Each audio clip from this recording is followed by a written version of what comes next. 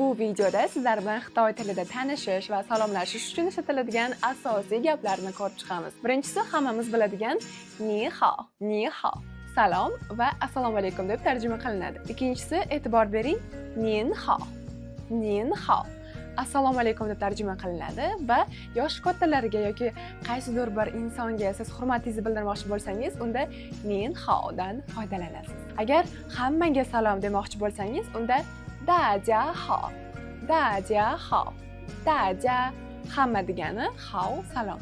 Da jia hao, hammaga salom degani. Agar siz familiyasi yoki ismi sharifi qanaqaligini so'ramoqchi bo'lsangiz, unda nin guixing iboradan foydalaning. Nin guixing. Ismini bilmoqchi bo'lsangiz esa ni jiao shimi mingzi. Yaxshilab eslab qolish uchun men bilan birga qaytaring.你叫什么名字? Bu savolga javob berish uchun esa 我叫 va o'zingizni ismingizni ayting. 我叫 masalan 我叫 Muniraxon. 你是哪里人? Bu savolimiz sen qayerliksan deb tarjima qilinadi. 你是哪里人? yoki sen qaysi davlatdansan? 你是哪国人? Men O'zbekistonlikman deb aytish uchun esa 我是乌兹别克斯坦人 deb aytsangiz bo'ladi.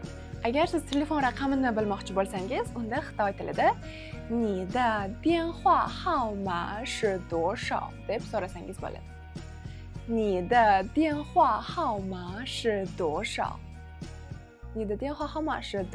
Oxirgi paytlarda ahvoling qanday deb so'rash uchun esa 你最近怎么样? Sog'lig'ing yaxshimi Xitoy tilida? 你身体好吗? Sog'lig'ing qanday? 你身体怎么样? Men juda yaxshiman. Senchi Xitoy tilida? 我很好. 你呢? 我很好. 你呢? Agar ishlaringiz uncha yaxshi bo'lmasa, 我还行 deb aytsangiz ham bo'ladi. Tarjimasi bo'ladi, chidasa bo'ladi, o'rtacha degan ma'noni bildiradi. Agar siz kimdir bilan tanishib va tanishganingizdan xursand bo'lganingizni aytmoqchi bo'lsangiz, unda 很高兴认识你 deb aytsangiz bo'ladi. 很高兴认识你. Men ham xursandman tanishganimizdan deb aytmoqchi bo'lsangiz, unda 认识你我也很高兴 deb aytsangiz bo'ladi. 认识你我也很高兴. Eslab qoldingizmi? Albatta ko'proq qaytarib mashq qiling. Kerak bo'lsa bu videoni 5-6 marta ko'rsangiz albatta esingizda qoladi. Bandmisiz Xitoy tilida? 你忙